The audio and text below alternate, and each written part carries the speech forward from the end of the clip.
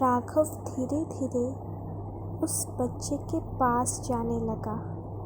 राघव को थोड़ी सी घबराहट तो हो रही थी, पर वो हिम्मत बांधे हुए था।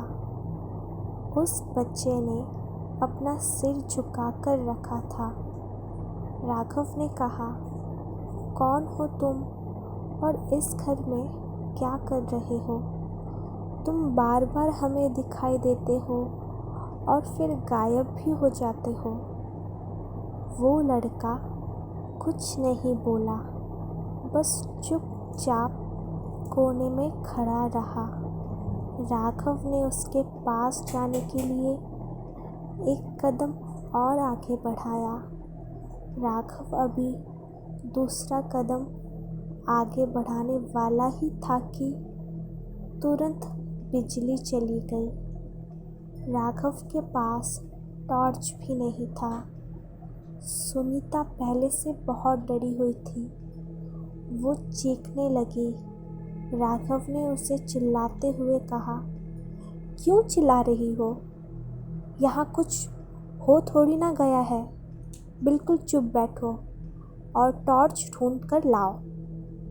सुनीता जैसे तैसे इधर उधर देखकर कमरे में गई और टॉर्च ढूंढने लगी।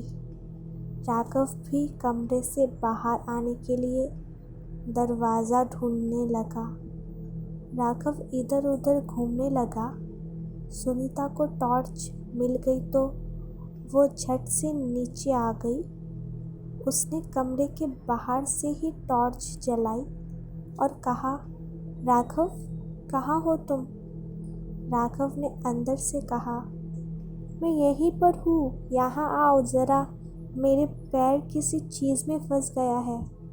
सुनीता जल्दी से कमरे में गई तो राघव ने देखा कि कमरे में वो बच्चा नहीं था, वो गायब हो चुका था।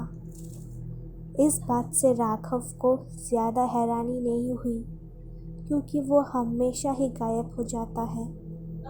ज़मीन पर एक कड़े में उसका पैर फंस गया था। राघव ने उस कड़े से अपना पैर निकाला और कहा, ये फर्श पर कड़ा क्यों लगा है? सुनीता ने कहा, लगा होगा किसी काम के लिए, चलो बाहर चलो।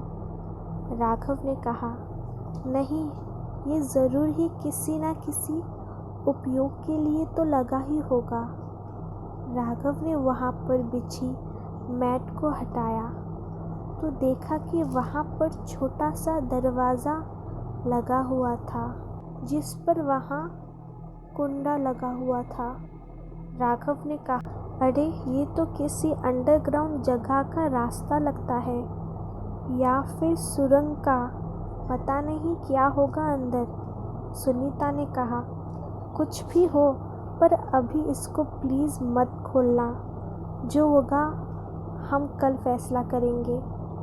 राघव ने कहा, पर सुनीता ने उसकी बात को काटते हुए कहा, पर कुछ नहीं, जल्दी से ऊपर चलो कमरे में, हमें अभी सो जाना चाहिए, वरना रोज़ रात की तरह आज की भी नींद उड़ जाएगी। राघव ने कहा, ठीक है, जैसा तुम कहो। राघव सुनीता के साथ ऊपर कमरे में चला गया। वो लोग थोड़ी देर बाद ही सो गए। फिर उसके बाद कुछ भी अजीब नहीं हुआ। अगली सुबह पता नहीं राघव को क्या सनक चढ़ी। उसने कहा, मैं उस दरवाज़े को खोलने जा रहा हूँ और उसके अंदर क्या है मैं जान कर रहूँगा। सुनीता ने कहा, जब से तुमने ये कमरा खोला है, अजीब अजीब सी घटनाएं हो रही है। अब रहने भी दो, वैसे भी इतनी प्रॉब्लम है। राघव ने कहा, तुम जो भी कहो, मैं नहीं मानने वाला, मैं उसको खोलकर ही रहूँगा। राम सिंह भी आ चुका था, अभी कुछ काम कर रहा था। राघव ने कहा, राम सिंह, तुम बाहर ही रुको, मैं अंदर जाऊंगा। और पता कर लूँगा ये रास्ता कहाँ जाता है।